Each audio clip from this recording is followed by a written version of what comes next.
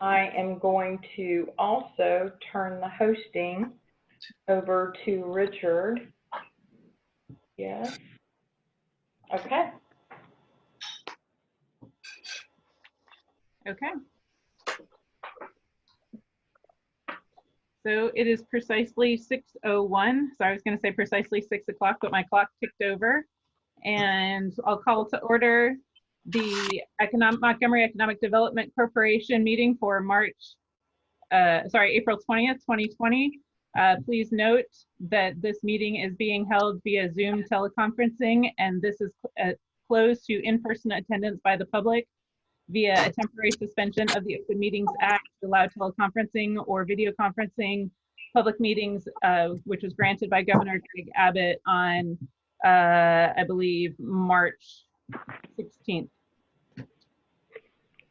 We'll open for public comments given the, we do have a quorum. We have in attendance Amy Brown, Tom Cronin, Becky Huss, Julie Hutchison, and Dan Walker. That's all I see right now. And for staff, we have and I believe Okay, Frida needs to mute. Sorry. Frida, can you please self-mute? I'm trying to get it to work.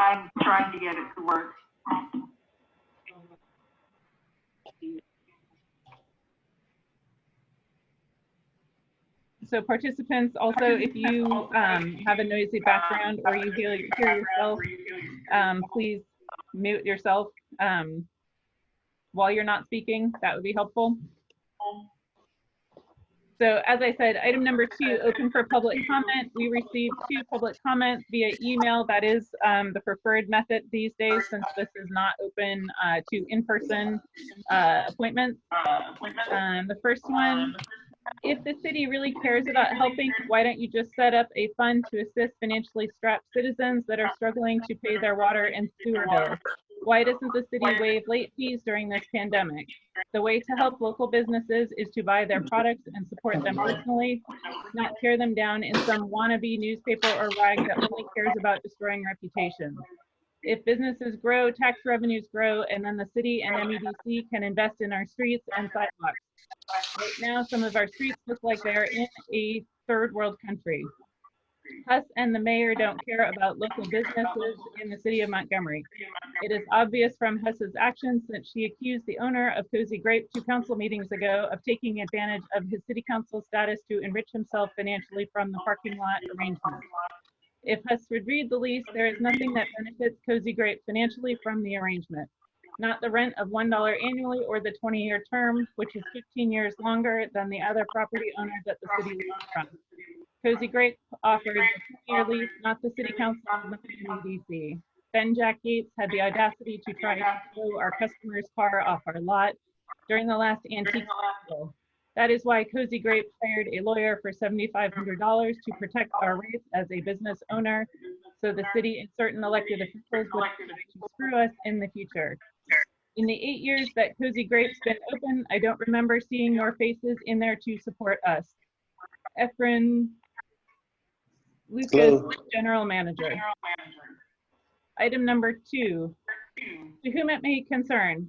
Hi, my name is Marissa Filippello, owner of Phil's Roadhouse and Grill. Unfortunately, I'm not able to attend due to having to lower my staff to keep the business running. That being said, I do not believe that free money should be handed out to businesses, as it will only raise our taxes in the future. Every single business owner had an option to do some sort of loan. This is unprecedented and nothing we could have prepared for. If we are going to do anything financially, it needs to be put towards our town, streets, televised MEDC meetings, planning and zoning, landscaping, etc., which has not been done. However, I do not believe hiring a tourism coordinator out of our tax dollars benefits any of us when we already promote our businesses. Nobody comes on this side of 105, so why expect me to spend my tax dollars on decorating only businesses in the historic downtown? Put the money towards our schools, police departments, EMS, and fire stations. help people in the community who have lost their jobs and cannot pay their utilities instead of penalizing them with late fees. I would rather see that revenue put into the hands of local citizens who need help, not just given to people who had the option to take a loan. All right, on to regular business. Item number 3, approval of minutes of workshop on September 30th, 2019, and regular meeting held on February 17th, 2020. And just as a comment, when we go to approve this, I'm going to do a roll call so that it's easier for Amy to do the meeting minutes, pardon me, when we come to it. And as a note, we also have Bob Kerr and Arnett usually in attendance. Okay, any comments on the meeting, the minute meetings from the workshop or the regular meeting?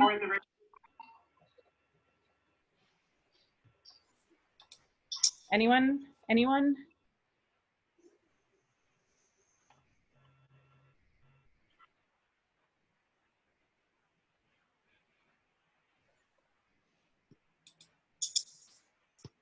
Have y'all read them? Would anyone like to make any changes or a motion?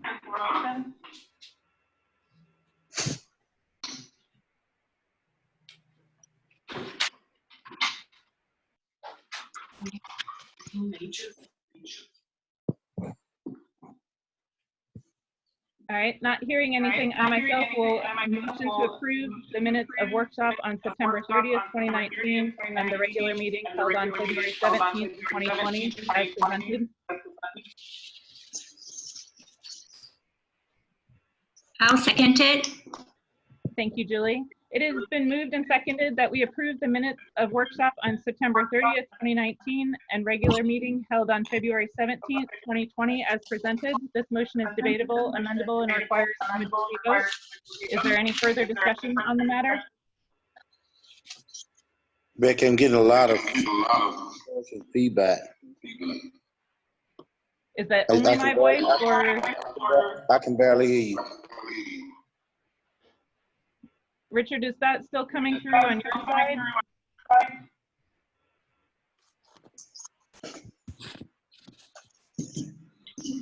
Richard? Sorry. Someone apparently has 2 different audio sources. I can hear it and I can hear it. I've been trying to mute some individually to figure it out, but I haven't yet located this.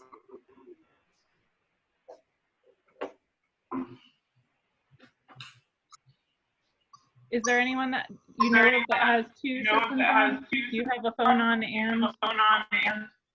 and your video? Oh yeah, it's me. I'm sorry. It's me.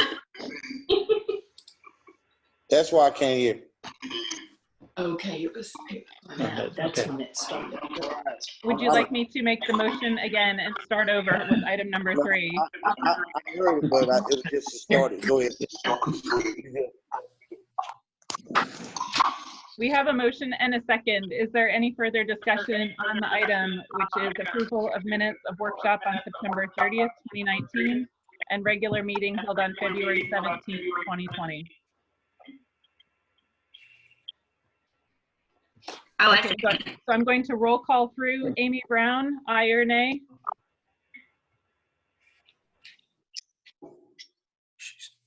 Needs to unmute. Amy, you need to unmute. There you go. Aye. Tom Cronin?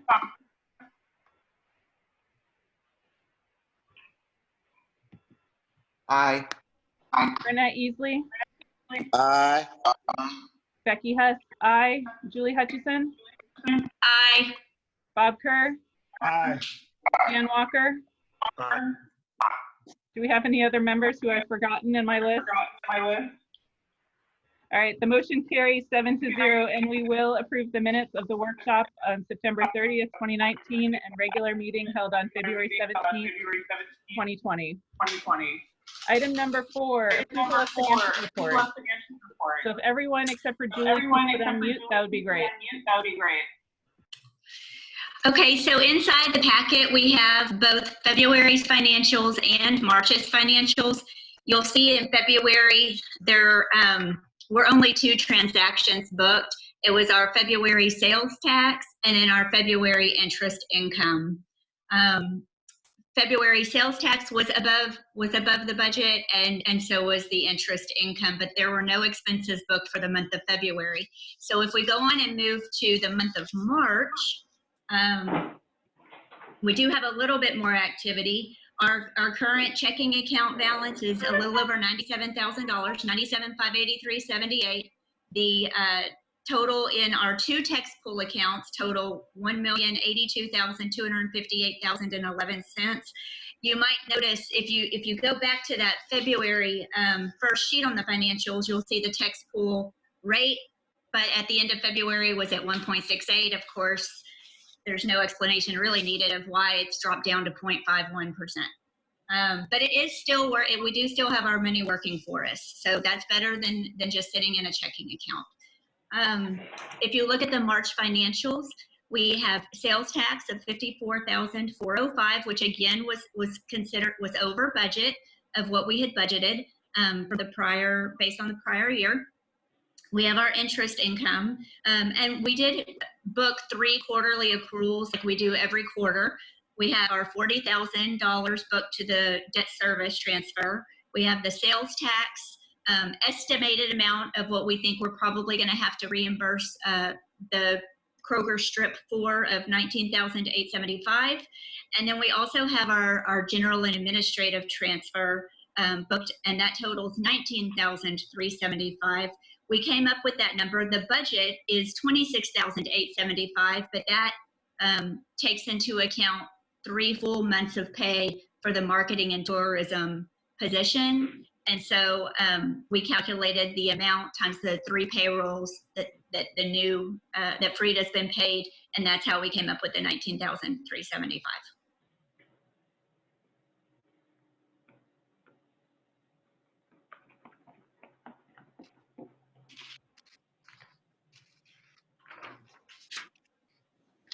Are there any questions on this as you're looking through it?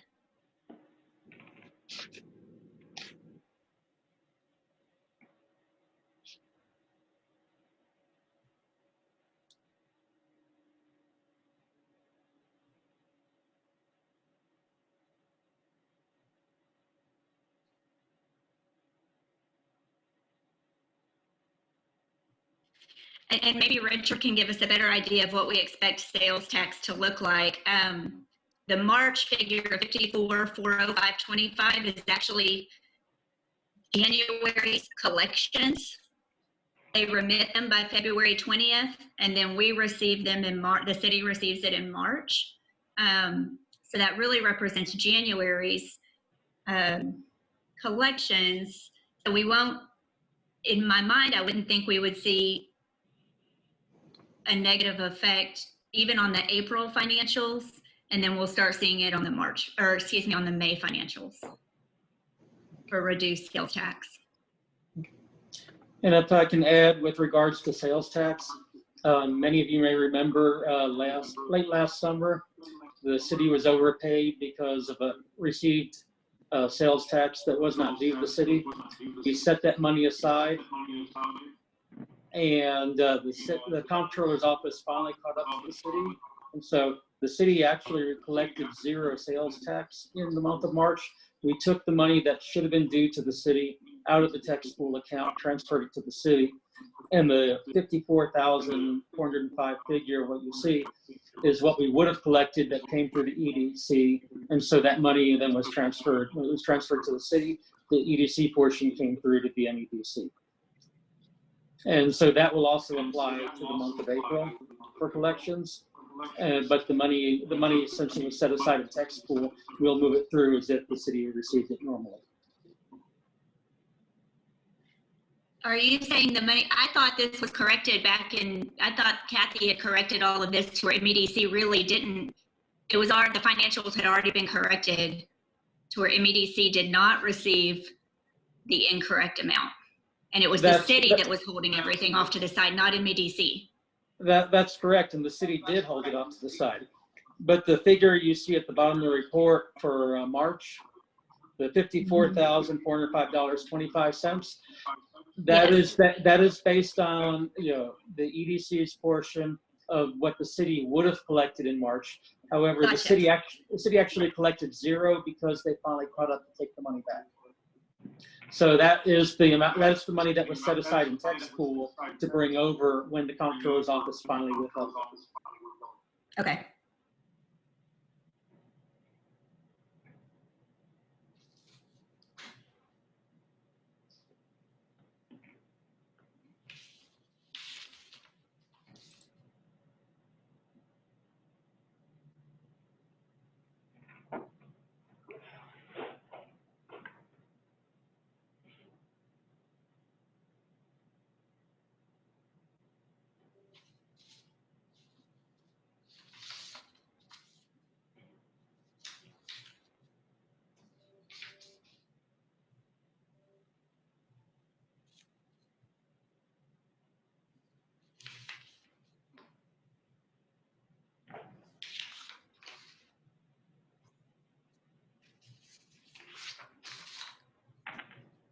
Okay, thank you, Richard. So you muted everyone, which was great, but then I couldn't unmute myself, which was tragic and very unaccustomed situation for me. Okay, so now it looks like Julie and I are the only people unmuted. So Richard, do you want to either unmute everyone and let people ask questions and mute and unmute themselves then naturally?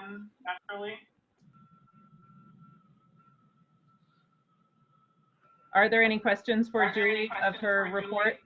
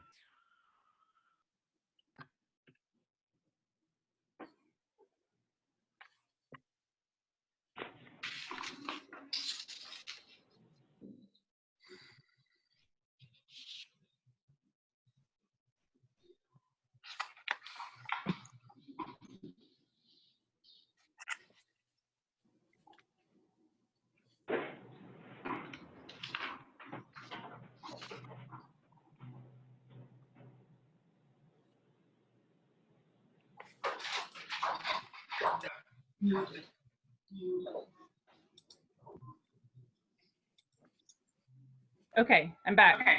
Stop muting me, whoever's muting me, Richard or Susan, I can't tell which. Okay, so with no other comments on the financial reports, I'll entertain a motion. Make a motion, we approve the financial report. Second.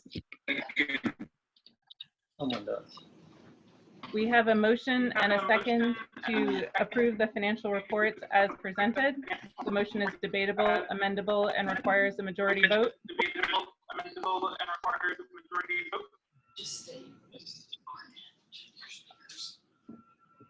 Is open for further discussion.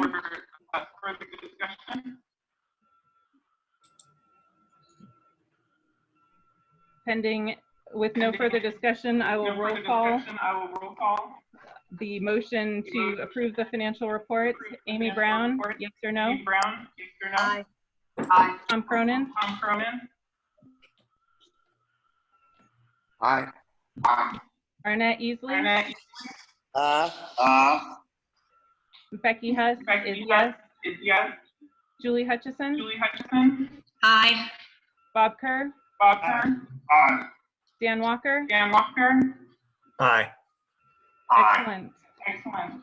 The motion passes 7-0, and we will approve the financial reports.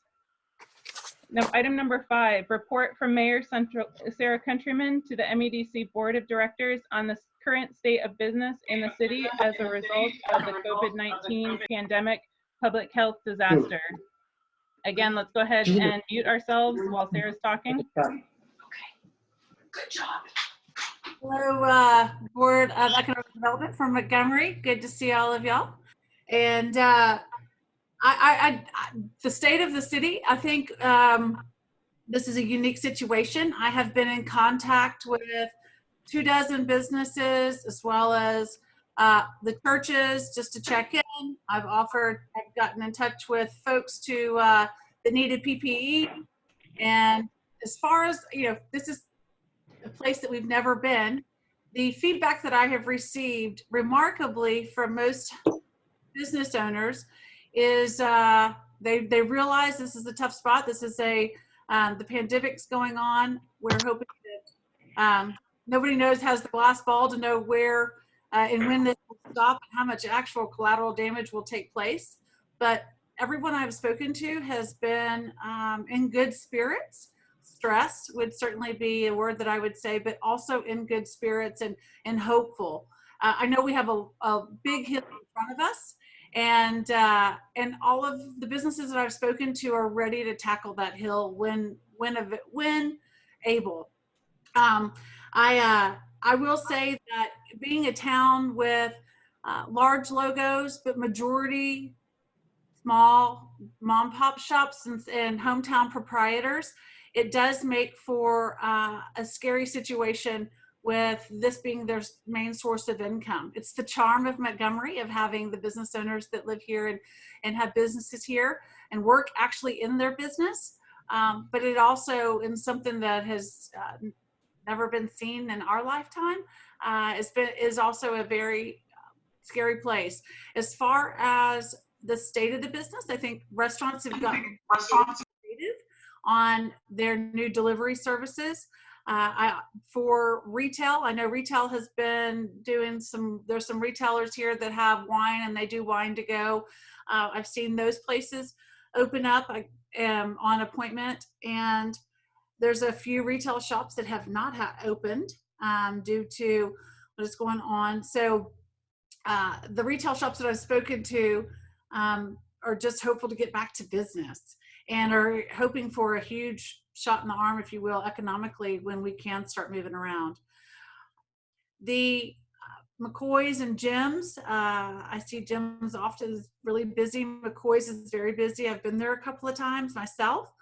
They're holding to the minimum amount crowd, have you standing outside. There's another industry here that does a lot for marketing and does signs, and they were shut down. They are accepting now appointment only also. The churches have been doing a great job. There's been some, Arnett, you're part of you lead a nonprofit, and there's some churches that have been working with other nonprofits to provide for those that need food. And we've had quite a few food drives here in the last week, anticipate more coming on. And I've been working behind and helping behind the scenes where needed on those. So overall, I love seeing this community come together, and everybody seems to be working hard and working well to not allow this pandemic to own us. Coming back to work, I think everybody's ready to come back to work. As far as what the economic looks like on our balance sheet, that is yet to be determined. Something that I'm hoping that the retail of groceries can fill the gap of what other retail and restaurants are going to be providing as far as tax revenue. So I know, Tom, in our city council meeting, you weren't able to speak. Your microphone wasn't working, but what did you see? I'd love to hear your feedback as a business owner in downtown. You're on mute. You're on mute. Oh, God. Still on mute.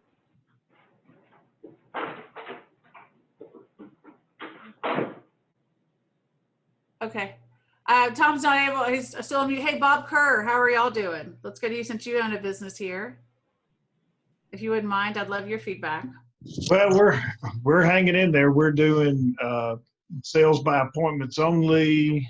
We're delivering stuff, so we're still doing what we can, but still hanging in there. Good. Tom, how are y'all doing? I see now you're off mute. We're holding our own. I mean, business is down substantially, but we're doing deliveries and to-go orders. Our employees, we haven't let anybody go. They're making good money. People are being very generous with tips. And so our employees are doing great. As a business, you know, we're holding our own, and we'll continue to do so. Good.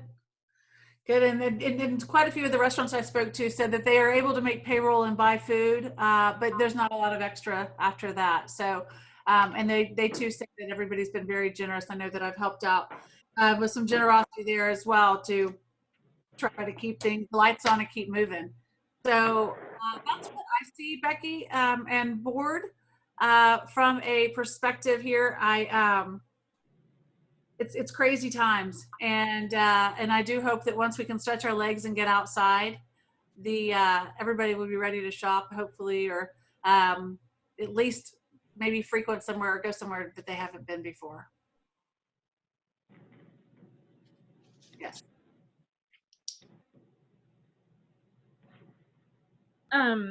You were on the governor's call last Friday. Can you give us some insight in maybe what's ahead that applies to our city in terms of getting reopened? So they're looking at another round. I've been talking to Shannon Reed, who heads up the chamber. And actually she and I are working on a campaign to do kind of a retail to go.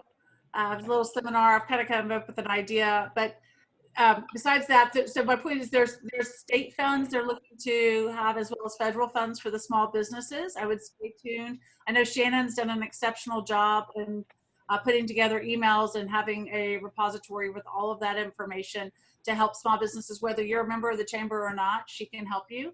The governor, you know, it's a really fluid situation. He's hoping to reopen. I think that we should anticipate this. He's got dates into May with the no opening of school. So it's definitely going into, he said, end of May, they'll really have a better idea if we've got our arms wrapped around this. So with little bits and pieces opening at a time, kind of that staggered, he is hopeful that with that staggered opening methodology that we can keep the virus at bay and get to full swing June 1st.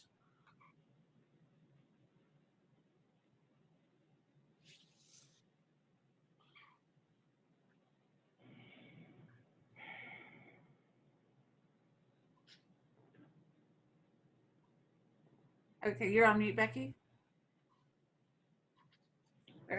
Anyone else have any questions or comments to add to what Tom and Bob and Sarah have mentioned? I know the only other data point that I have is the Montgomery Methodist Food Bank had said that, I think 2 weeks ago, they normally have 3 to 5 new clients per week, and that week they had, I think he said 36 new. So there's definitely, and I don't know if their food bank is the same type of people as yours, Arnett, but their food bank is generally working poor, which is, you know, obviously people who have jobs, but still can't quite feed their families or make their calorie needs. And so those are people that,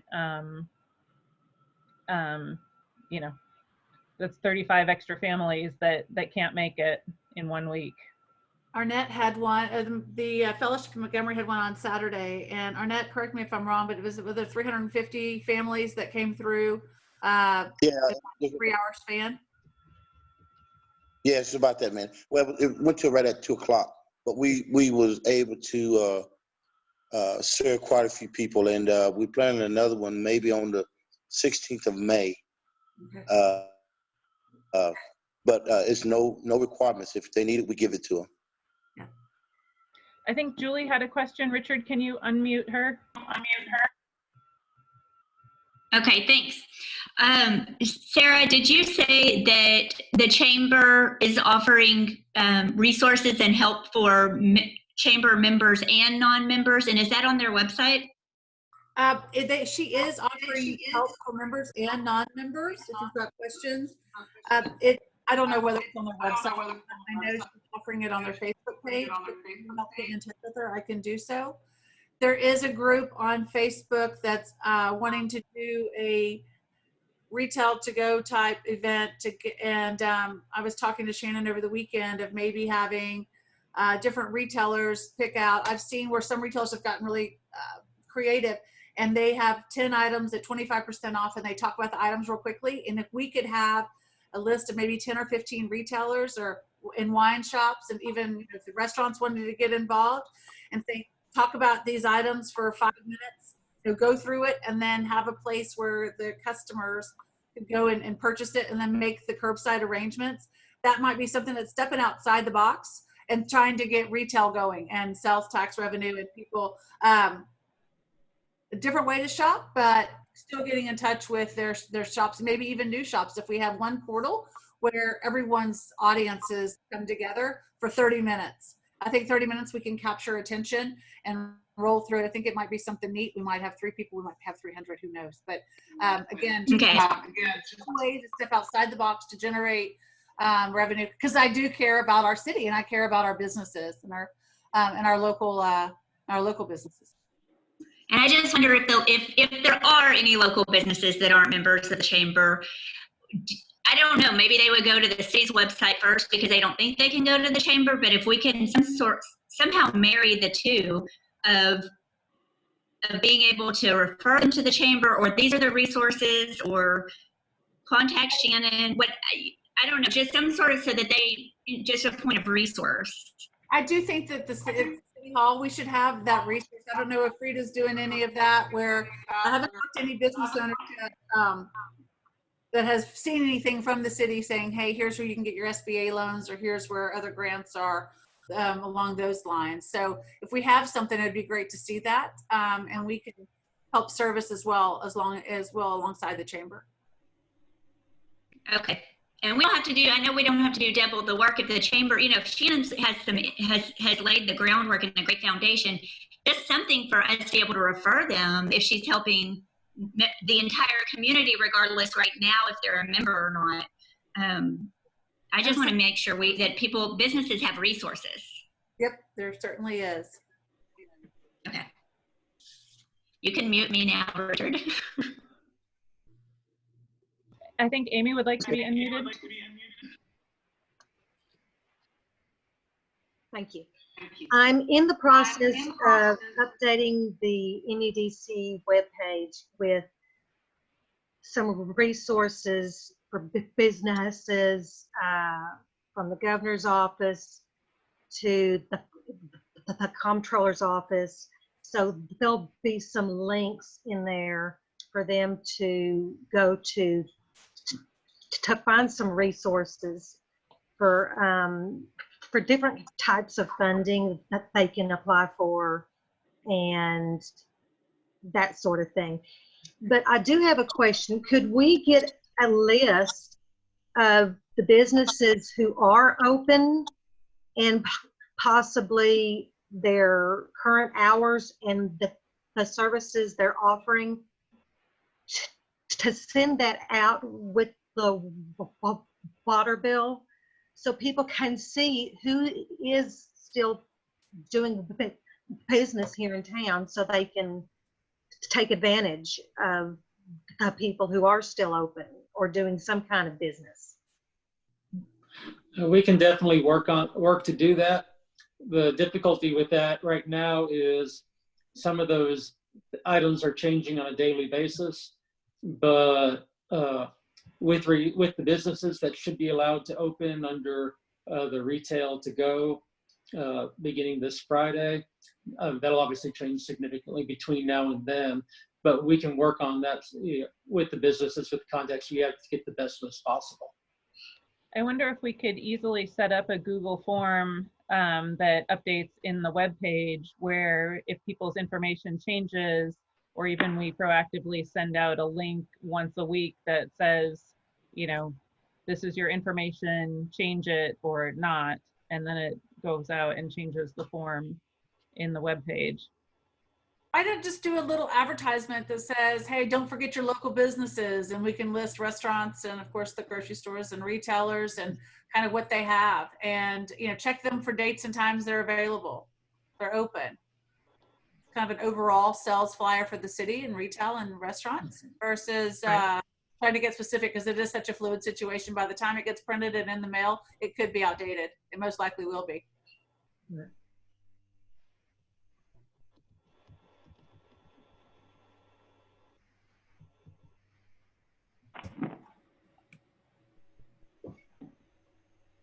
Does anyone else have any questions or comments for the mayor? Thank y'all for inviting me. I appreciate it. If you got any questions, y'all know where to find me. Thank you, Sarah, for coming in. We really appreciate you keeping us up to date. I left the city limits the other day for the first time in over a month, so it's definitely good to get information from somebody who goes out a little bit more than I do. It's hard to make decisions if you're not in contact with as many people as I know you've made the effort to specifically to call and get around and see and speak with. So I appreciate that. Okay, so with this isn't an action item, so if everyone agrees, you can nod, or some of you are not muted. As long as nobody's frowning or thumbs downing, we'll move on to item number 6, which is discussion, consideration, and possible action to consider grant program to support local businesses in City of Montgomery. Richard, would you like to introduce that? Okay. We all know the economic effect of the COVID-19 has basically been a disaster. The economic activity in many cases is ground to a near halt. In looking at options of what the EDC may have available towards assisting in-place local businesses, in a number of ways our hands are tied because of what the nature of economic development money is meant to serve. It's generally meant to increase the tax base in some way, whether attracting new businesses, expanding current businesses. And so we're looking for a way potentially to consider being able to utilize EDC funds and then still try to assist the local businesses. One way we came up with that was potentially the EDC, utilizing the funds as grant funds to existing businesses to go towards the city's utility bill. And the way some conditions written up there, the businesses, according to these conditions, it would be limited to businesses that have generated at least that $250 that's mentioned as a maximum grant here over the last year. And and the suggested parameters I've listed here. Applicants show they've been harmed by the coronavirus with March, April, or April, May 2020 sales more than 25% below the 2019 level for the same period. Applicant must be sales tax generating business located within the Montgomery city limits with the utility account at that location that was not in arrears as of March 1, 2020. Applicant must show 2019, 2020 reporting documentation with a minimum of 12,500 reported taxable sales and payment of those taxes that were due made to the state of Texas within Montgomery city taxing jurisdiction. Maximum grant of $250 per applicant. Payment to be made from the MEDC to the city utility account of the approved applicant with only one recipient per utility account on a monthly basis up to a $250 total. Determination of eligibility and compliance with the above terms to be implemented by the city administrator. The applicant not having a development reimbursement agreement with the city and/or the MEDC. And if this was going to be approved, the applicant would have to authorize the MEDC to have access to their history and payment records of the account. That wouldn't necessarily cover all businesses, but it's trying to come up with a situation that would cover many to most. So I know, like, for smaller businesses downtown, like the Montgomery Emporium, they only have water and sewer. I'm pretty sure they don't have trash.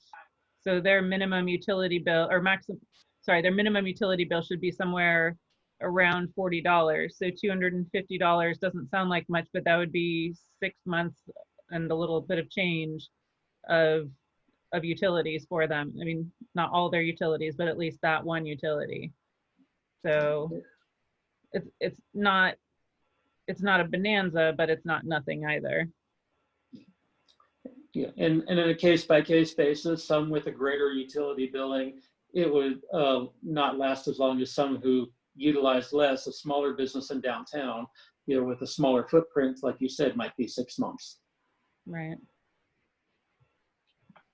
And it's hard because the way that this is written, this would include small or depending home-based businesses as long as they have $12,500 of taxable receipts paid or sales tax generating receipts paid to the city of Montgomery taxing jurisdiction. So we don't actually know what the maximum amount of payout this could be. Right. We're based on some of the data we have, we think there's a maximum somewhere between 100 to 125 accounts that this would affect. Also, despite our efforts, if approved and to contact others, no business would be obligated to apply for this either. Right. But if it's 125, that's $38,000 worth of grant money.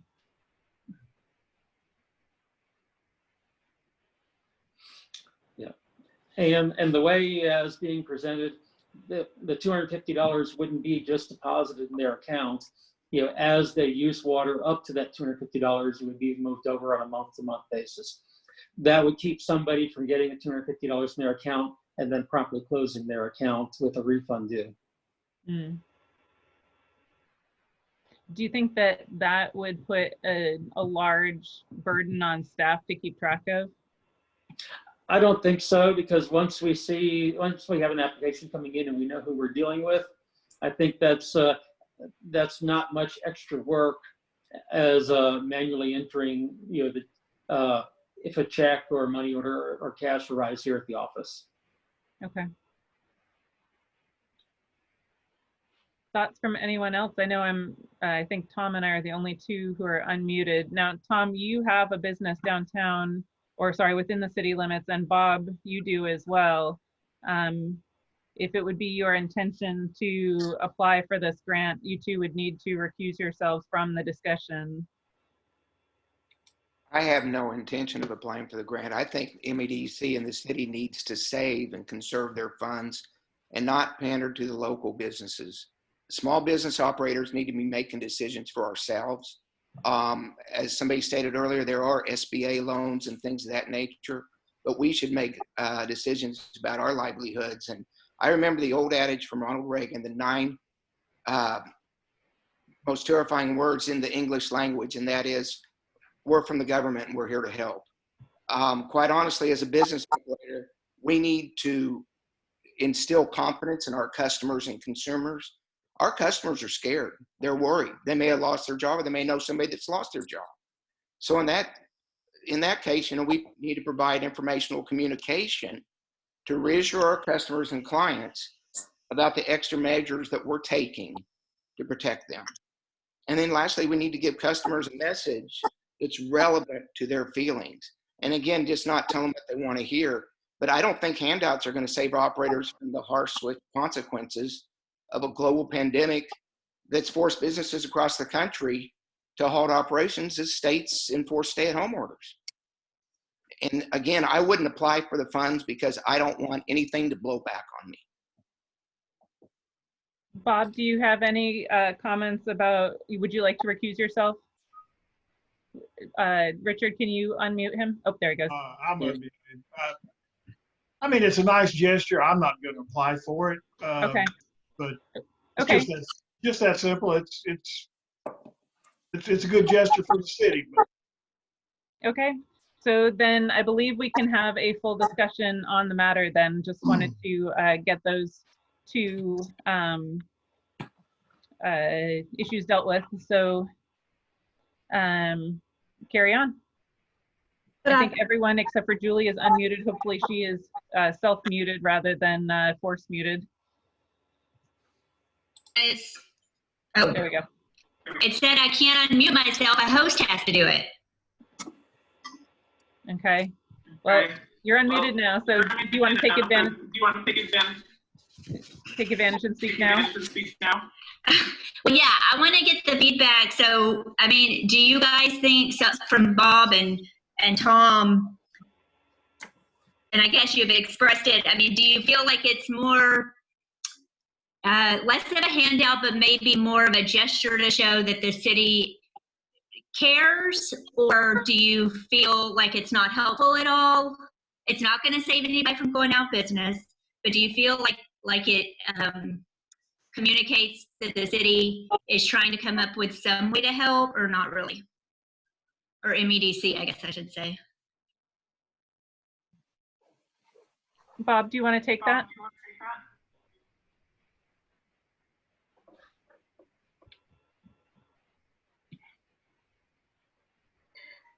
There are some very, very small businesses here in town.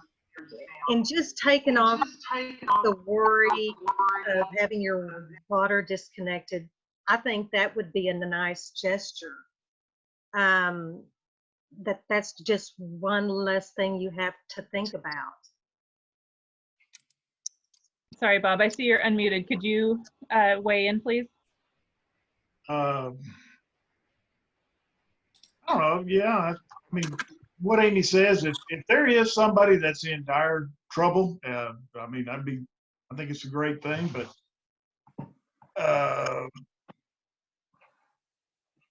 not taking anything away from the program, but it's not going to stop anybody from going out of business, or if it's that much trouble. But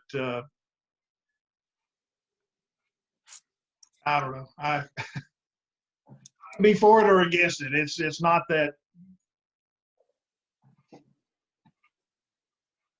But I'm not going to use it. I don't have anything against it, but I'm not going to use it. Arnett, what are your thoughts? Well, Becky, I think that the opportunity is there, and if anybody that worked hard to build a business like Bob, they would have the same approach. If they don't want it, they don't have to take it. But it's just a nice gesture from the city, I think. Okay, thank you. Dan, what about you? And that's so. Go ahead, Arnett. Sorry, I didn't mean to cut you off. I echo Tom's sentiments as well. I mean, we got to get and that's not going to do it, but at least from a compassion standpoint, we would be trying to do everything to help them. Was there a reason that businesses that have been opened less than 12 months don't qualify for it? The way I wrote this, I was trying to do it in a way that these are businesses that have already paid at least $250 in sales tax to the city. And so the $1,200 or $12,500 over the course of 12 months, is a calculation that yields the $250 in city sales tax. So that's how the number came about. I'm not married necessarily to these numbers. That's how it was calculated. Dan, would you like to weigh in? Yeah, I mean, I agree with Bob and Tom, actually. I mean, I would support it. There probably are some people out there that need it. But if I were a business owner, I would probably figure out another way to get around it. But yes. My personal feelings are that some of the MEDC's bigger goals, like the rehabilitation of downtown and making the place a destination that people are excited to go to, probably will have a bigger long-term impact. But the important thing is helping people bridge from here to there. And so I definitely don't want to use all of our money on that bridge and not be able to provide the destination. So it's definitely tempting to say, well, $38,000 isn't that much. We can do more. We looked at the financials and we do have just around $1 million, but yet when you look at the size of the downtown project, even if we're doing an 80-20 split, we could use all of our money and still need to borrow in an 80-20 split scenario to achieve our goals. So it's difficult to balance, current needs with where, as a group, we had talked about going in our September, was it September that we talked about? Or actually, no, it was the December meeting with Walter, I guess, when we talked about, what we were hoping to achieve for the city. I think it's important for the city and the EDC to show some of these companies, especially the really small ones, that we do care and we are here trying to help. We are a very small town and there's just so much that we can do.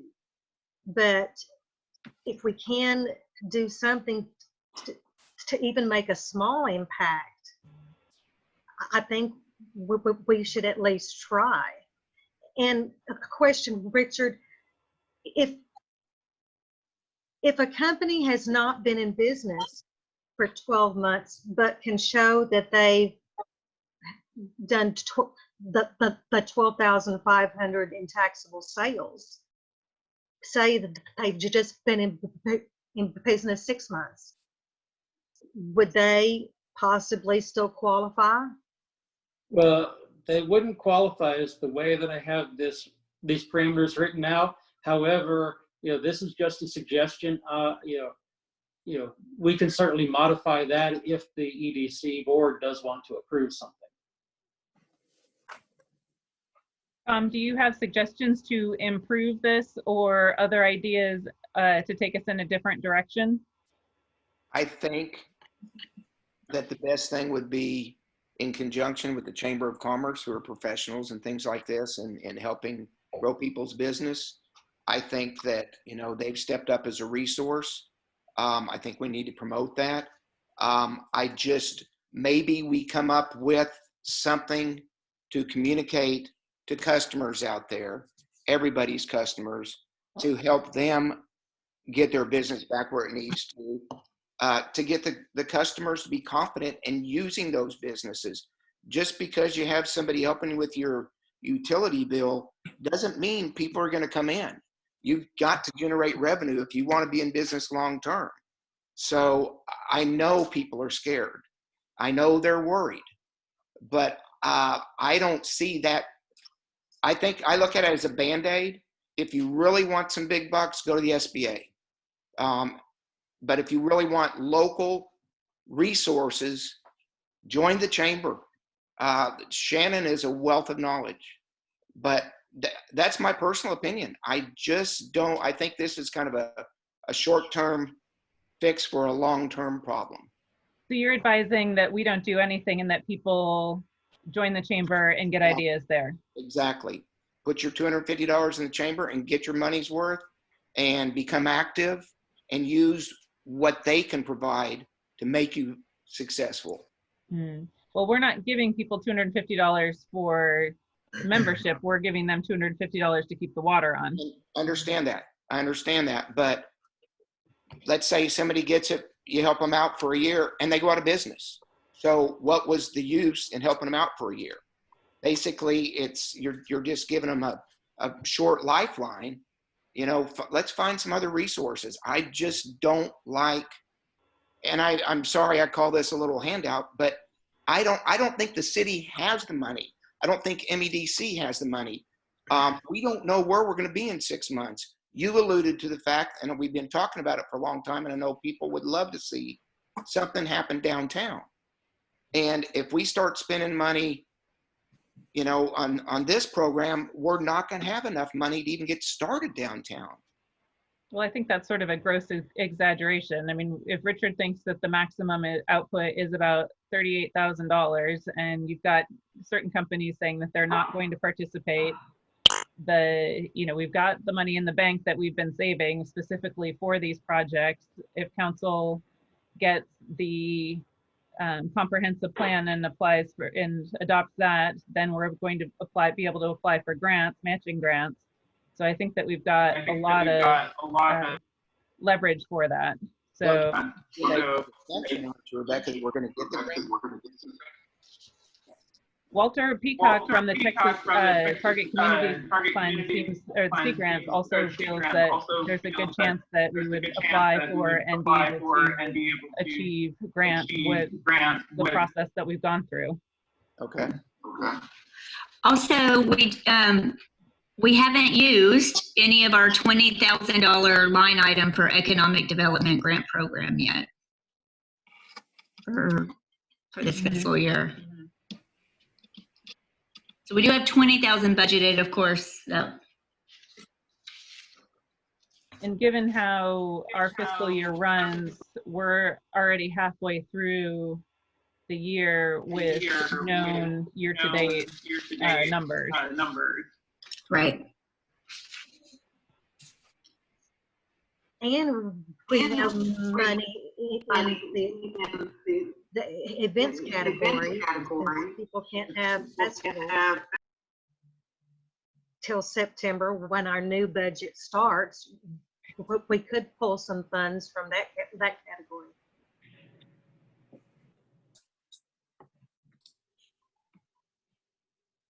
I think it's fair to say that even with the pandemic, there's a high likelihood that we will achieve a surplus net income versus our expectations, just because even though our income level is likely to be depressed, our expenses will also be under budget.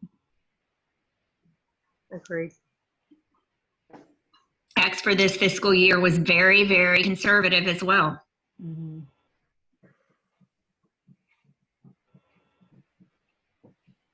Now, let me ask you something. The grant money,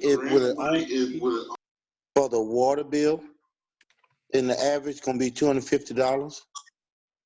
The way this is written out is that it would be limited to $250, and it would be solely applied to the utility bill, the water, the sewer, the trash. How many businesses in town that would be applied? I mean, what you got, 20, 25 maybe? We've got we've got over 100 that are sales tax generating businesses that have water accounts. And then there's approximately another 30 to 50 that are at-home businesses that that potentially could apply depending on their income level. Well, that wouldn't exceed the grant. Well, it Some of ultimately them are depends surprisingly large. Yeah.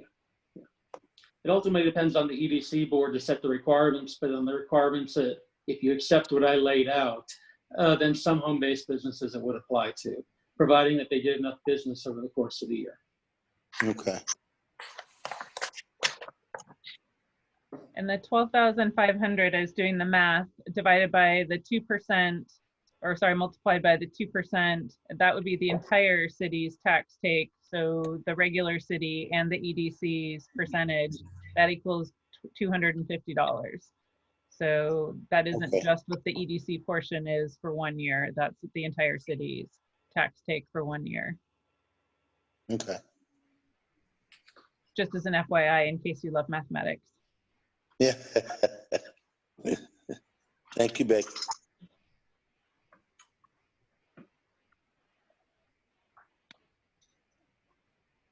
I like the idea. I think it's better to show that we're doing something now rather than telling people to do something themselves and learn about things and hope that they can get in with a bank before everyone else has borrowed all of the money and there's no more in that pot available. And you're right, it's not that much money, but if somebody needs it, then they'll apply for it. If they don't need it, then they won't apply for it. And for some businesses, if we can give them 6 months of no worry about one of their bills, they might really need that.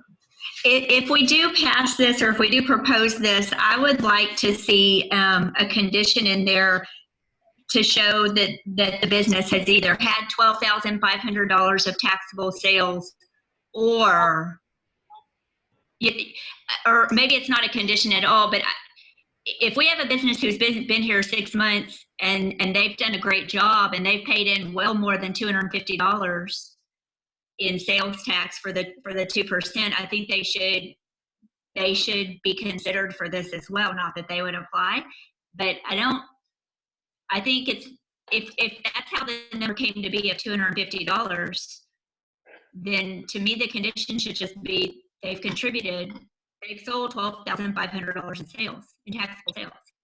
Right. It doesn't have to be a full 12 months. Like if they did it in 5 months Right. and knocked it out of the park before their business was shut down, Right. then they should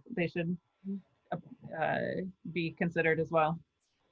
Right, and there's something to be said for, okay, they're a newer business, but they shouldn't be excluded from this if it's something that that they'd be interested in as well, as long as they've covered the 250.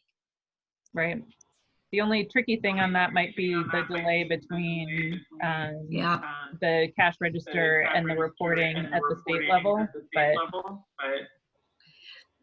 yeah, but they can provide, I mean, they should be able to provide their sales tax returns and the payments that we could see. So we know that that money will get to us at some point. you have to pay much more quickly than the state pays us. Yes.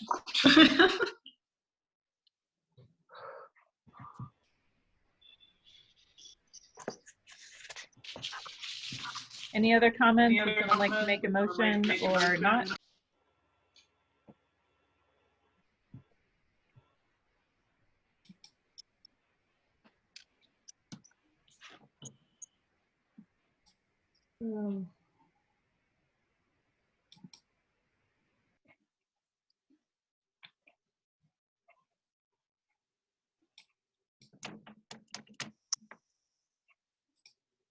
I guess I would like to make a motion to approve the COVID-19,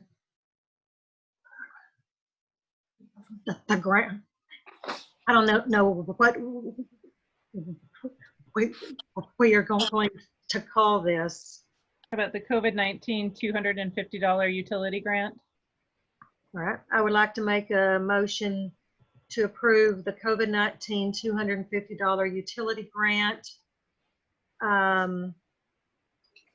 with the parameters that the applicant must show 2019 to 2020 reporting documentation, a minimum of $12,500 reported taxable sales, and payments of those sales due to the state of Texas within Montgomery City taxing jurisdiction, with the maximum grant of $250 per applicant payable payment to be made from the MEDC to the utility account of the approved applicant, with only one recipient per utility account on a monthly basis, up to a total of $250, with determination of eligibility and compliance with the above terms to be implemented by Montgomery City Administrator.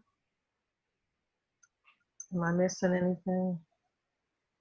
Did you want to take on board Julie's comments that the 1250 was within the last rolling 12 months rather than a total of the with the $12,500 being made within the past 12 months.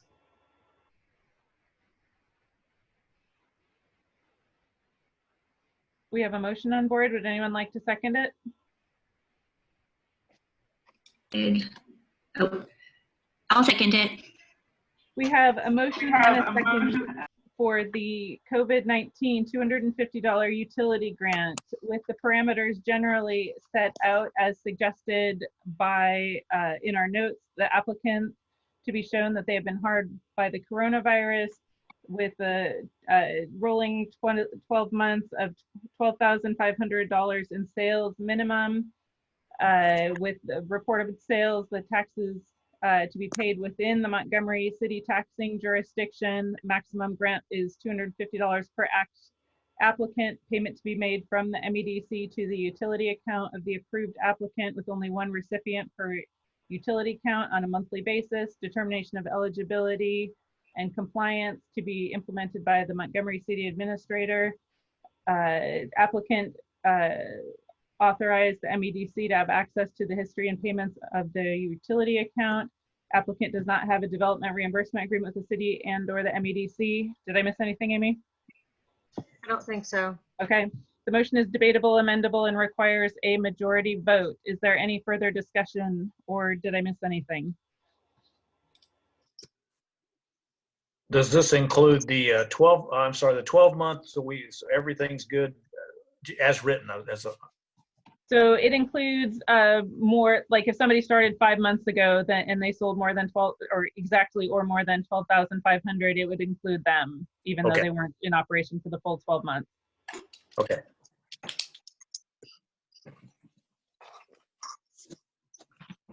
Any other discussion on the matter? Okay, I'm going to roll call the vote. Amy Brown, Yay. Tom Cronin, No. Arnett Easley, Yes. Becky Huss, yes. Julie Hutchison? Can you unmute her? Oh, Richard, can you unmute her? There we go. Yes. Bob Kerr, Yes. Dan Walker? Yes. The motion passes 6-1, and we will pass the COVID-19 $250 utility grant with the parameters established as aforementioned. Item number 7, update on Montgomery Mudbugs and Music Festival scheduled for May 16th, 2020. Richard. Okay.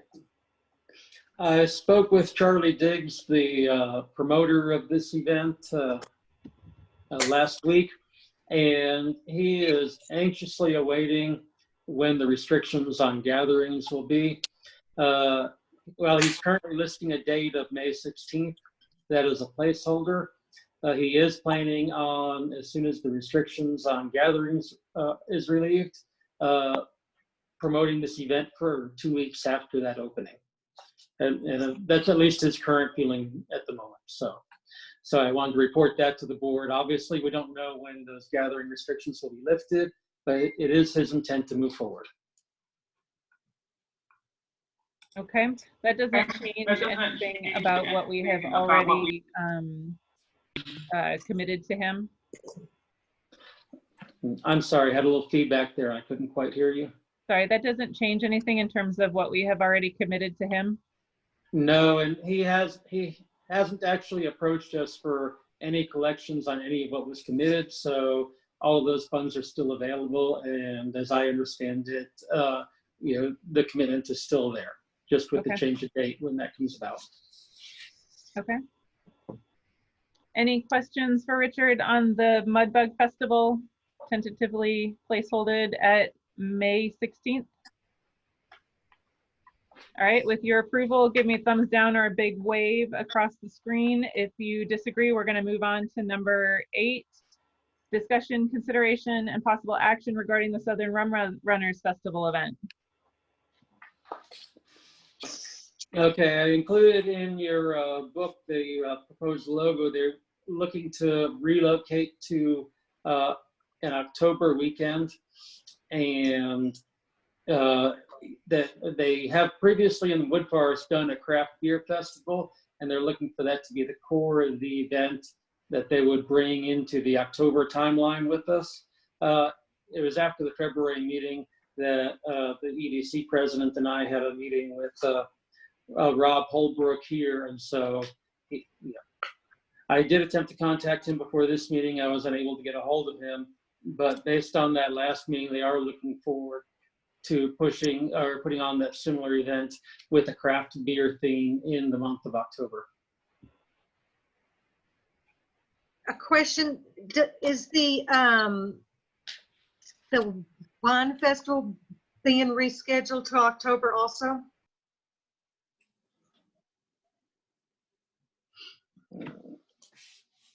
I don't have those dates with me, but I do know that we've rebooked a number of events, and we did not have a conflicting event remaining for this weekend. That the weekend for that one was going to be the weekend of the Flag Festival, and the Flag Festival was moved back 1 week.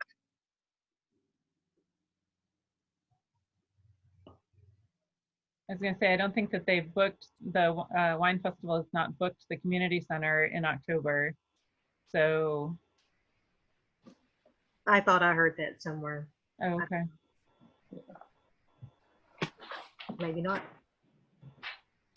It certainly would be more fun to drink wine if it was cooler, but they've stuck to that date for so long.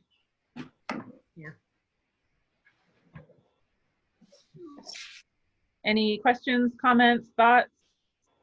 Yeah, Richard, in reference to the Mudbug Festival, do you think, based on what we're experiencing now, the 2 weeks you're gonna promote that, you think it's gonna be enough to make it a successful event? I think in this particular case it will, because Charlie Diggs had quite a few people who were interested in the event and following the event. He was probably the last person to reschedule his event, and was even beginning to take some political pressure because he was not rescheduling the event when many others were. So I think he desperately wants to be one of the very first events out of the box. And so I think you'll have a large population pent up looking for something to do, and he wants to take advantage of that. Okay. Richard, do you think there's any risk to the city for hosting the first event out of the gate? Is there any risk? I suppose there's always some element of risk. This is not a city event, it's a private event. The EDC obviously is a sponsor to the event, but this is also something that is probably going to be held in the safest confines coming out of a gathering restriction, because it will be an open air area, outdoors. So, so while there's probably always some risk, and there's still some unknown about gatherings with regard to in this pandemic, it's like, I think by the time those restrictions are lifted, it will certainly be a safer gathering opportunity. If it's something that you think the EDC wants to reconsider, it's certainly worthy of discussion. Hey, Richard, I got a suggestion. Based on the economic situation with a lot of the business, particularly restaurants, well, in any kind of way, if you have it, drive that traffic to those restaurants versus having vendors come in. Yeah. That was one of the big hopes in even the beginnings and the sponsorship of this festival, is every event like this brings a lot of people to the city. And if you don't happen to want to eat crawfish, you're going to have to eat, presumably somewhere else in the city. And there's a number of other places relatively close by. People leaving that festival will want to stop someplace, get something to eat, get something to drink. While they're here, may take a break and do other shopping. So certainly, and it may be an opportunity for us to capitalize on that too, to do some additional efforts to try to push people to other locations other than just that festival. But you would not allow the vendors not to come, correct? Are you talking about us allowing vendors in at that festival? Yeah. Well, we're not the ones putting the festival on, so that it would be up to Charlie Diggs. But I do know that he was accepting advertisers and vendors for it before, so I do not know why he would not continue to do that. Yeah. Well, could they make some type of allowance for any restaurant that want to come out and set up, maybe come up and set up for maybe half the price of vendor space, maybe? Well, it's certainly something that we could inquire about, but as I said, it's a private event, so being put on by Charlie Diggs Entertainment. So we could discuss that with him. It's certainly not under a requirement to do so at this point. Yeah, it seemed like he would want to give that, have a little compassion for the city that he's holding it to allow that to happen. Mm-hmm. I would be happy. It's just a thought. Yeah, I'd be happy to talk to him about that if that's what the board wants. Yeah. And the restaurants that don't want to go out and set up vendor space, you did give them opportunity, Right. Okay. Tom, how you feel about that? Tom, you're on mute. I don't have the infrastructure to go over there. I don't have the equipment, the chafers, the staff. So I probably, I wouldn't be able to do it. Yeah, but you do agree that if it wasn't no vendors there, we could push that traffic to you guys place of business, correct? Yeah, I think since it's going to be out by Ransoms, they'll be a big beneficiary, and that's why I was excited about having an event out there, because there's never been one. But having said that, 105 is close. Typically, a lot of people get on 105 and go left, towards Conroe. But I think there might be a little bit of residual business as a result. Maybe the chamber can come up with some ideas to help bring business downtown. Absolutely. Tom, just get your guy in a suit with your store on and make him. What's that? Make him dance and tell him to come to your restaurant.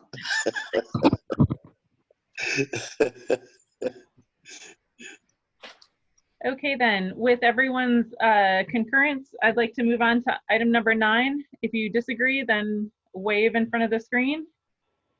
All right, item number 9, discussion, consideration, and possible action on future marketing and tourism advertising options. Okay, last month we were going to have, or attending a basic discussion on advertising to promote tourism and business in the city of Montgomery and to help attract people here. Obviously, the whole perspective has changed in the last month since that meeting. And so I've asked Frida, the city's new marketing and tourism coordinator, Frida Joyce, to begin developing some options to present to the EDC board for the city of Montgomery. And so there's some papers attached here, and I'll go ahead and let her speak for herself. Frida? And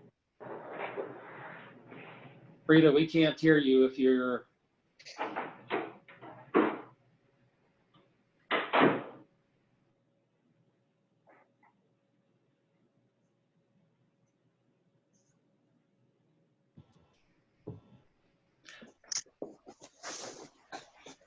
Okay, Frida?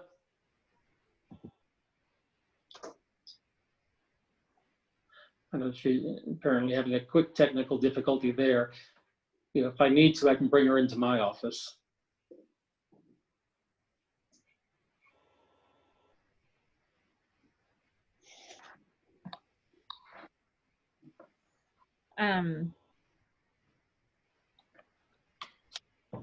Yes, I guess that's best unless we're ready to. Can you hear me now? Yes. Well, except no, terrible. We're getting the feedback on that. I was gonna say you have to put one of those on mute. Okay, now? No. Let me go in Richard's office.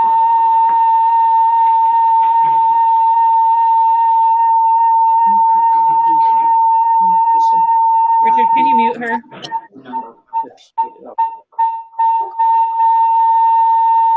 Richard, yep. Okay, now unmute that one. This one. Okay, go try that. Now go try it. Okay, we're gonna try that again here in just a second. If not, I'll get her. Okay. So you're killing people.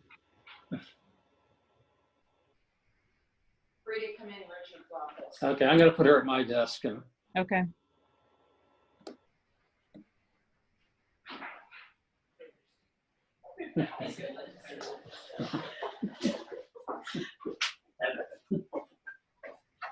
All right, sorry guys. I get to sit in the boss's chair for a little bit. I just laid out a bunch of advertising options. I know it's a lot of information, but here's the main thing. As a city, I don't think we've ever done a lot of advertising other than maybe on our website or Facebook. We really need to start stretching out and get some marketing going on other avenues. Marketing isn't a one-time fix. You have to continue with your marketing on a continual basis. You have to have strategy. Any business, your marketing is the heart of your success. You can have the best product, the best menu, you can be the best city, but who knows about it if you're not going to advertise? And just like Sarah said, we just need to get message out there. We could be having messages right now on COVID-19 and the different things the city is doing on K-Star. It's a little late for us to put any of that in the newspaper or in magazines or things like that. So right now, your quickest and best fix is going to be radio station. K-Star is a local radio station. A lot of listeners to it. People are usually listening to the radio when they're in their car, so they're a captive audience. Of course, they can change the channel if they want, but we really need to get something out there and something going. I have been out meeting with some of the businesses, handing them out the packets of information from the state on the SBA and the different things that are available. Some of the businesses are doing okay, like Sarah said. Some of them aren't. Some of them have applied for some of the money that's out there. It was interesting. Burger Fresh said that, and I know they're more of a chain, but Burger Fresh said they're doing great. They've even had to hire staff to do with to keep up with the amount of business that they've had. So I just need some thoughts, what you guys want to do, how you want to proceed. But I really feel we probably should have been doing this a couple weeks ago, if not, longer than that. Can somebody unmute Amy, please? She has something to say. I can stand back here.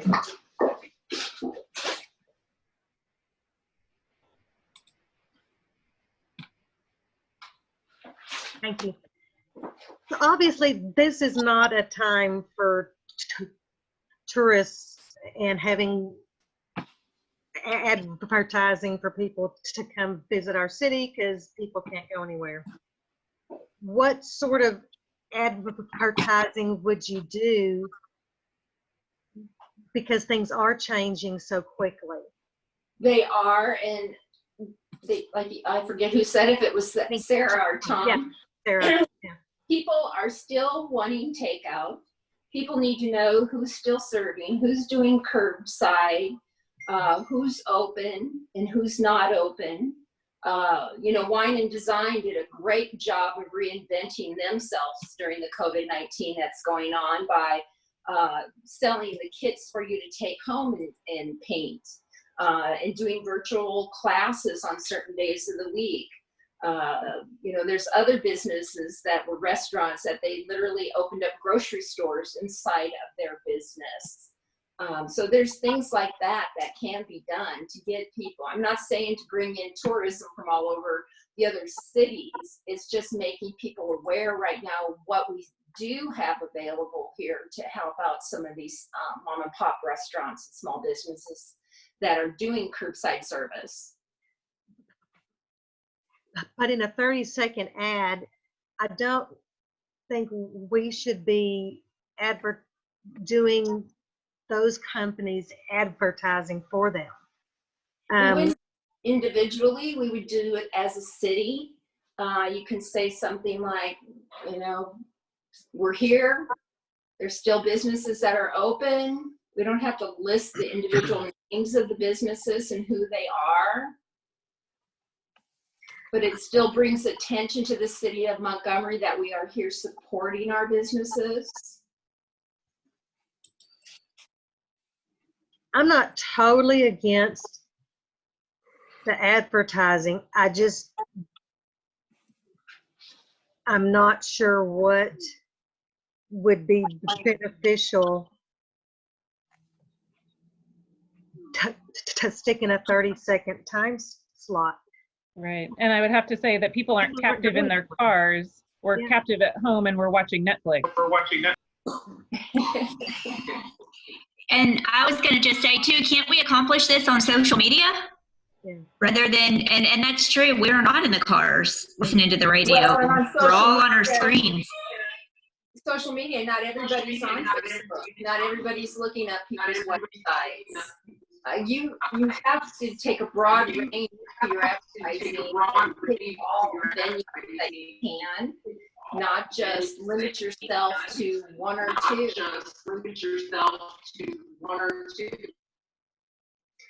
Actually, I think 8,000 people looked at that picture of the rags in the city lift station pump. Yes, I saw that myself. Well, my comment would be, I've advertised on radio. The rates that K-Star was advertising, I mean, $500 for 50 spots or whatever is just unheard of. The key is though, is how do you drive people to K-Star? I mean, I am one of those that's in my car for 40 miles one way every day. And I listen to Drive Time like Michael Berry, Chris Salcedo. I listen to financial stuff. I don't listen to K-Star. It's a little different demographic than what I would listen to. The community impact is probably one of the biggest things that I'll pick up and read from front to back.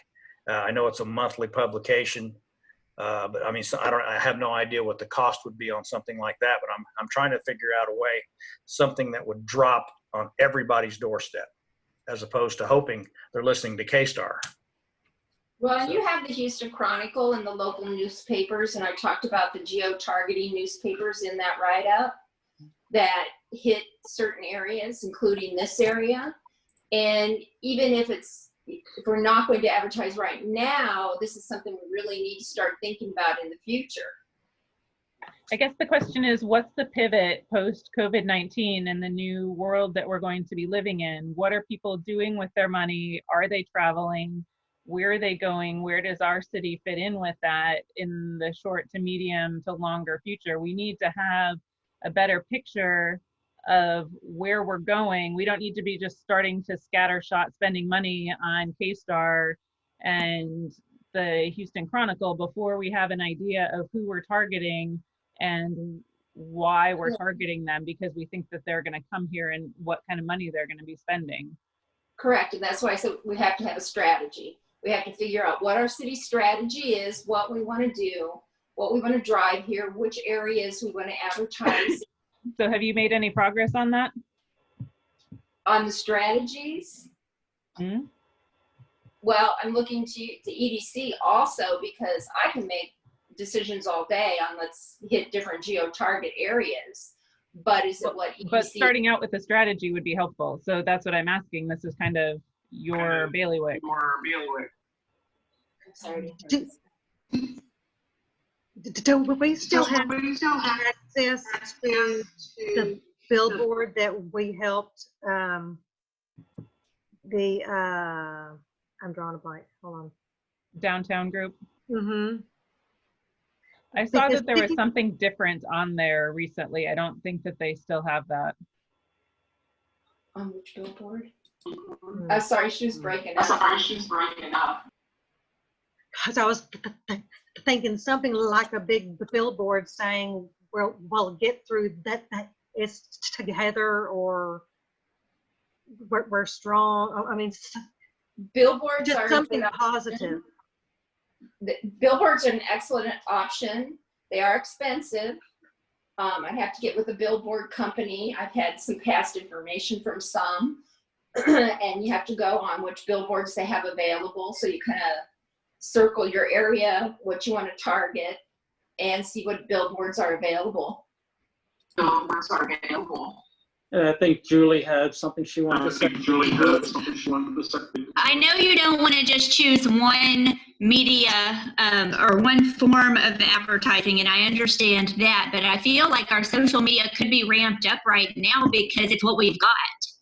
And whatever you're wanting to get out there to the consumer or to people to remind them of Montgomery, the city, use what we have right now until we can expand into something else. But I feel like social media, there is an audience on social media, and I want to stay in front of them. And don't forget Montgomery. You know, when things do open up, come to Montgomery, and have a proactive approach of generating future revenues for all of the businesses. Okay. I mean, I think just reminding people of Montgomery, just for me as a consumer, seems like it would make sense. Okay. Because I've been. I mean, what do you guys? What does everybody else think? I've been staying home, so I'm not in my car driving around with the radio on. I'm at home with my Facebook and doing stuff on there. So sticking out some some advertising on Facebook would be more appropriate at this time, I think, because people are staying home more. Okay. And Facebook rates have been dropping. Hmm. You get more reach for less money, and they're approving them more quickly. You definitely notice that. Dan, what do you think?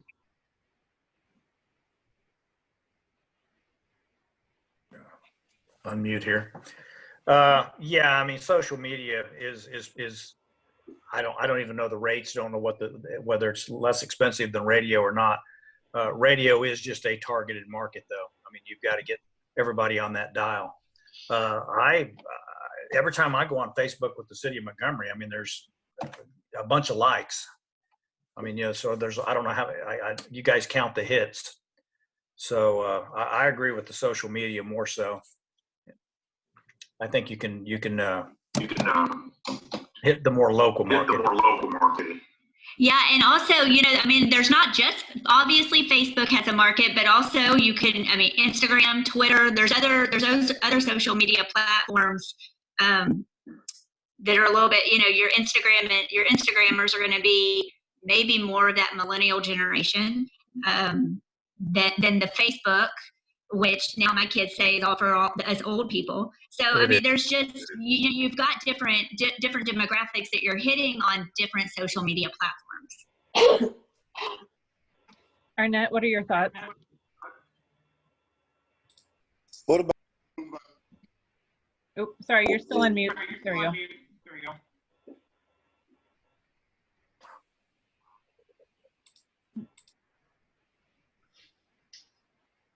Can you hear me now? Yeah. Yeah. What about the digital billboard? That's the same amount as the standard. What's the digital? The digital billboard. The digital billboard? Our LED sign in town, or? No, I'm talking about the big digital one. boards. Yeah. I can test the cost on those. Those will be expensive. I know that for sure, but I can check the cost on those. Yeah, it was just, I mean, I think you run more than one advertising, maybe a cost for each one. But probably social media would probably be the best moving forward to really get it out there. Okay, Bob, would you like to share any thoughts or similar ideas with us? I don't know. My thoughts over the years, we've tried all kinds of advertising. I've seen the city try paying for ads, and to me, it just seems like social media now, Facebook, Instagram, for us, paying and doing live videos, it gets the best return. It's right now, it is really working, but it's not just the regular posts and everything, but it is the live videos. Okay. And then paying to have the post boost. I mean, I promise you, I am no expert if I was, but it's working for us. Can I say something else? Yes. This would be a perfect time to draw people from social media to our city website. And we can stick all that information of who's open, who's doing business, what's changed, their hours. We could put all that on there and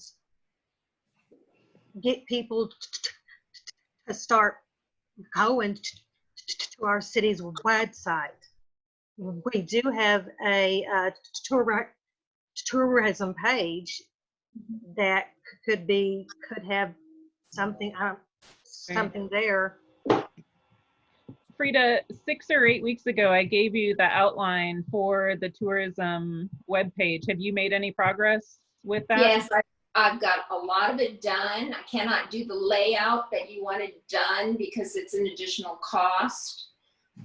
Cost $4,000 up front. Right, and I discussed that with you, that was not an option, and I knew that.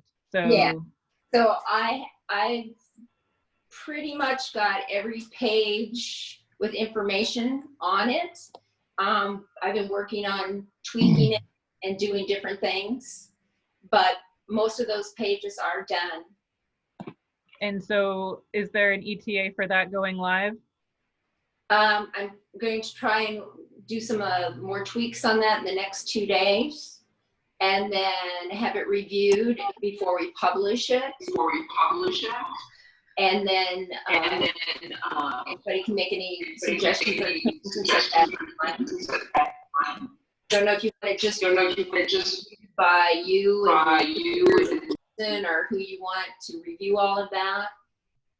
Well, I before think Amy's a key published. person, given that she's been involved in getting the MEDC portion off the ground. And I would guess any of the board members who show an interest could participate in that process. Okay. Can we make the city web page interactive? The city web page. Interactive. Yeah, the tourism, like when you go onto the restaurant section on the tourism page and you click on their website, it will take them, or click on it, takes it to their website, shows their menu and everything. Because if we draw people from social media to our city web page, the more interactive we can make that, the longer they'll stay. And we want them to find out all the benefits of our new website. Right. Most of the restaurants, when you look at their websites, they have statements on there about COVID and their hours may have changed and curbside service and things. So when they hit on it from our website, it will take to theirs and they'll be able to see all that, what their hours are and everything. Julie's been trying to get a word in. It's okay, Amy. I was going to ask about the same thing Amy was saying, and just use the social media post to drive people to that interactive website or to that webpage, to the tourism webpage. Okay. Tom, I don't think I got to you in terms of comments about going forward on this future marketing and tourism advertising options. Okay, I was muted. I want to ask Frida, how many wineries do we have in the area? Oh gosh, I was just looking at adding those up the other day and there was some conflict. Some people were saying, oh, we had 20 some wineries, and when I was looking at How it, many wedding venues we have in the area? And we have 3 I that think I'm we need to give people a reason to come here and tell them first off what we have up front, what we're known for. We've got a lot of wineries. We've got the wine trail. We have 182 wedding venues within, I don't know, 40 miles, 50 miles. There's just a lot of good stats that I think we need to let people know about and let them know that's what Montgomery is all about. And let's start. That'll be on the website. That's most cost effective. But first, I think you need to come up with, and maybe, using your knowledge of tourism and affiliations or tourism websites, figure out where people are going in terms of positioning post COVID-19 and the recovery. But we need to know what we're marketing towards and for before we start spending any money even on Facebook marketing. And this is your job, not my job, or not Bob Kerr's job. That sort of thing is figuring out what the point of our advertising is supposed to be. What message are we telling people? What do people want to buy in terms of tourism locations?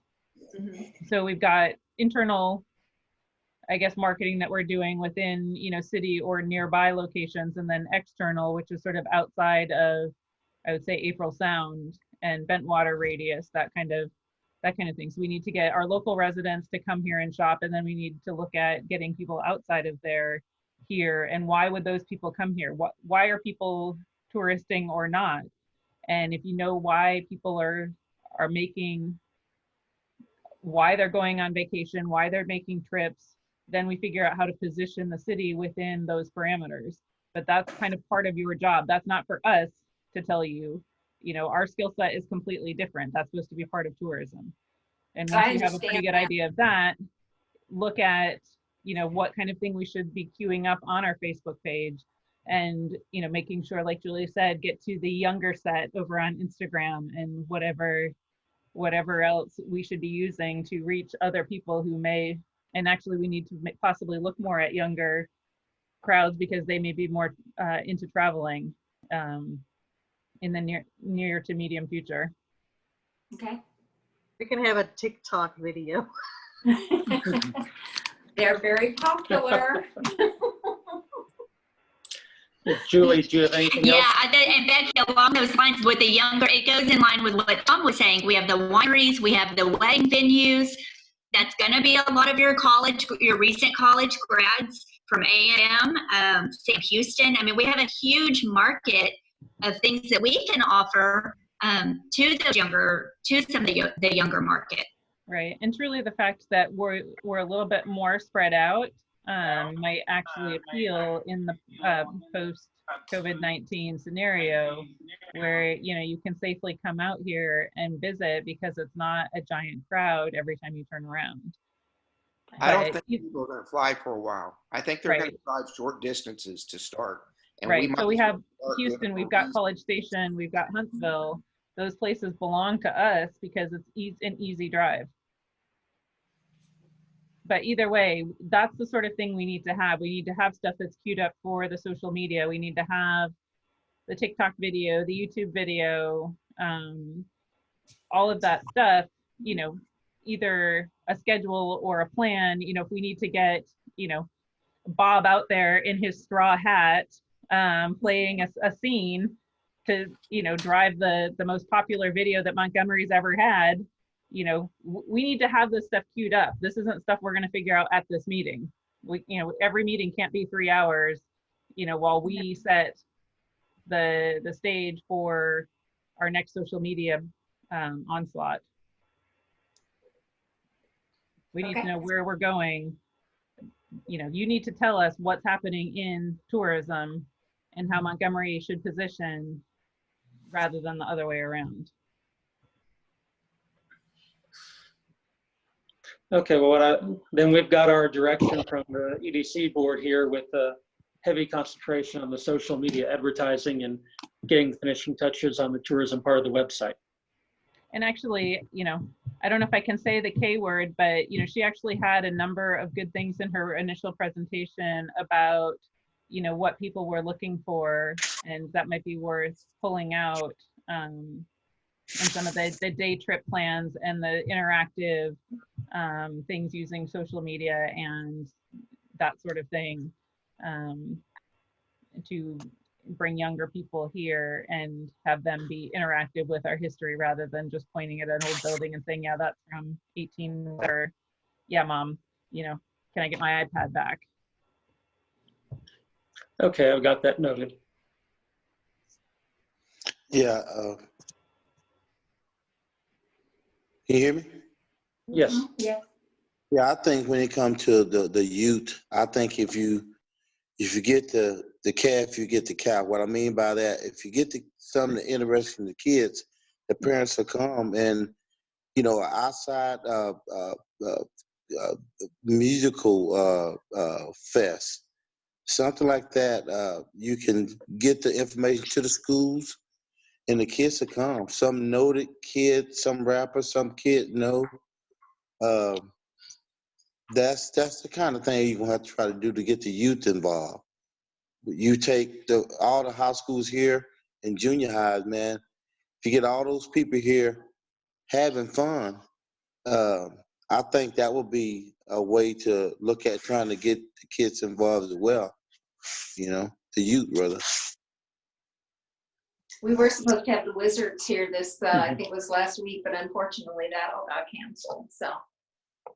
The who? The Wizards, I believe, basketball team. They were going to compete against the Montgomery teachers. They come every year. Yeah, It's like a fundraiser thing. but it was one of You those. know, Arnett, they're like it's like Curly, Moe, and Larry to the Harlem Yeah. Globetrotters. If Yeah, that's Harlem Globetrotters. That's what I was going to compare it to.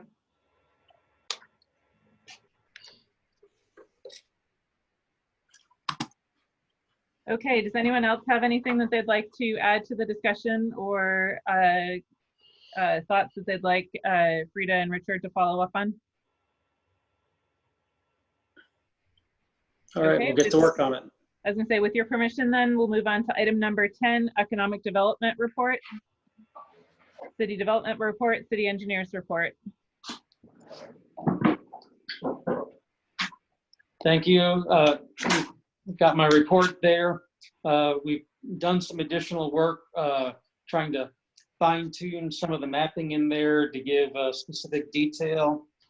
For instance, on, I believe it's the third page of the report, the second page of content, there's a large map laying out where, say, for instance, the Chick-fil-A site is within the Shops of Montgomery location. And add some additional detail in there. We're beginning to carry forward with our list, where we've had, last year we had the list of businesses opened in 2019. We started the businesses opened in 2020. Thus far, it's at 2, Caldwell Banker and Christian Brothers Automotive. And obviously, it's probably not the best of time for most businesses to be opening up in terms of, from our perspective of getting them to open, but Christian Brothers did just recently open. And I included both the last 2 months of engineers reports in there, since we did not have last month's meeting, which was canceled at the beginning of the COVID pandemic stuff here. So, and that's all in here. If you have any questions on those, I'd be happy to take those. Richard, what is the slab that's going in just west of Chick-fil-A? Just west, that's where the Starbucks location is going to be at. And it looks like they're clearing more than they need for just that slab. Do they have plans for anything else that are discussable, or? I don't have anything I think that is ready to be discussed. Okay. But I do know the developer out there is he's been moving and is planning to have planning to try to fill that center up as quickly as possible. So I haven't heard any word that any of those plans have fallen through with pandemic issues. I was going to say, it seems like Chick-fil-A will open regardless, and Starbucks doesn't seem like it'll be terribly dependent on the COVID-19, at least as the pandemic seems currently. Yeah, I think if there's one business that is going to be most immune from COVID pandemic issues, it is going to be Starbucks, because so much of their business is drive-through versus people walking into the place. Chick-fil-A, everything we have from them right now is they're working hard to finish the place. They're still advertising their staff and their movement forward on social media. They're probably lagging a bit from the mid-May date we originally had, but they still look like they're online, for an opening before the end of May.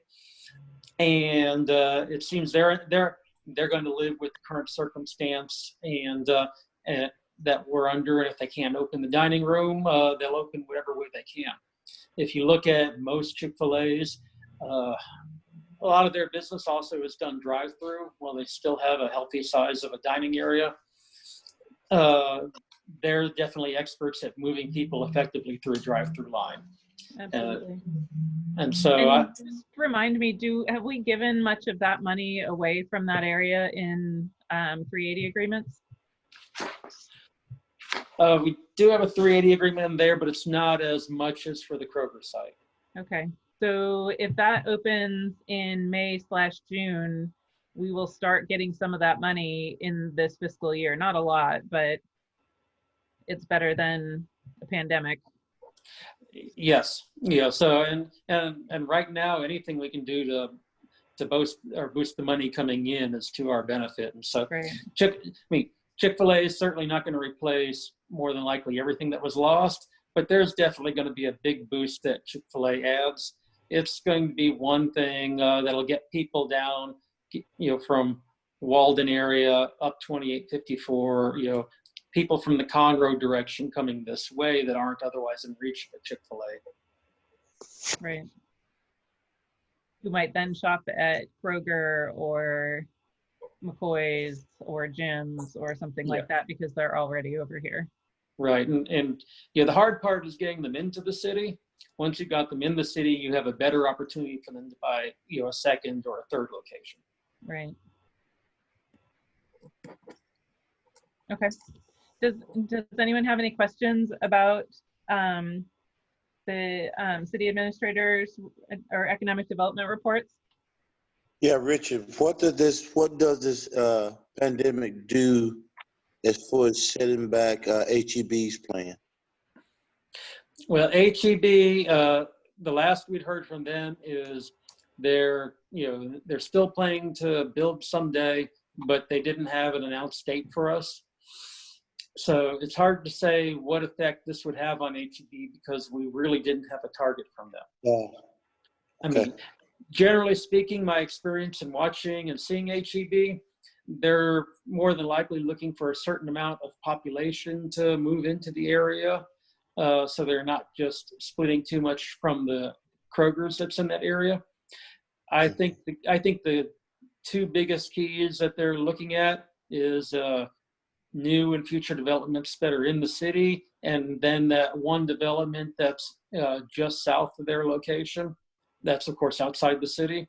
That's already under construction there. I think they're looking for a total population of those two to help boost the sales, so they're not splitting too much at a loss with the Kroger by putting in too early. So as long as you see residential growth continuing, chances are we'll see HEB coming sooner rather than later. If you see an overall slowdown in residential construction, it'll probably push that off into the future. Okay. So have anything changed with the residential development on old Montgomery Road by the junior high? Not that there hasn't been any significant change that I've seen at this point. I'm still seeing a lot of construction going on where the city of Conroe has been bringing their water line to serve that area. West along 105, that construction has continued. I've seen other similar type of that construction going on down 105 as well, in addition to 2854. So right now, what I see is that level of construction is continuing. 2 or 3 months from now, if they're still selling homes, that may be another story. But as long as they're still selling those homes and continuing to do that, then I think we will see that that's a good sign that ultimately HEB will be sooner rather than later. Yeah. Hey, I also want to tell you too, I hadn't got a chance to speak with you. The company who done the construction on Baja, man, I tell you, it was no water standing. You got all water running. They done a great job with the drainage over there. Thank you. That's good to hear. We did have one call on the storms about a week and a half ago that came up real hard, that there was some blockage, some debris got caught in the ditch. Our public works director happened to be out in the city when that report came, so he was able to get it freed pretty quickly. And so, having that concrete line there does help it flow better. Yeah, absolutely. Yeah, I mean, it's like day from night compared to what it used to be. Okay, good. I'm glad to hear that. Yeah. Okay, anyone else? Let me get Okay. Julie. Sorry. Yes. I have in my notes from the meeting back in our last meeting in February that you were going to look into or follow up on Amazon sales tax. Has there been any new developments, or do we know any other information about that? Receiving sales tax from Amazon for online purchases that are bought here? I do know, I've looked into that enough to know that we are receiving sales taxes from Amazon under their I want to say we're getting taxes 4 different ways from Amazon. And so that's why it doesn't appear in our primary list of sales tax providers. Okay. And I can go back and I got that information shortly after the meeting, and so I guess it's probably been 6-7 weeks since I've gotten it. I'll go back and re-look into that information. I can go ahead and share that with you when I get back to that. I know I've been buying a ton on Amazon right now because we're stuck at home, so I have to think that would go up. I certainly have to agree with you there. People have probably been doing a lot more online shopping. And it isn't just Amazon, but there's a number of online providers that do make the city's top list. Okay. Right, Chewy is usually in the top 10 or 20. Yes.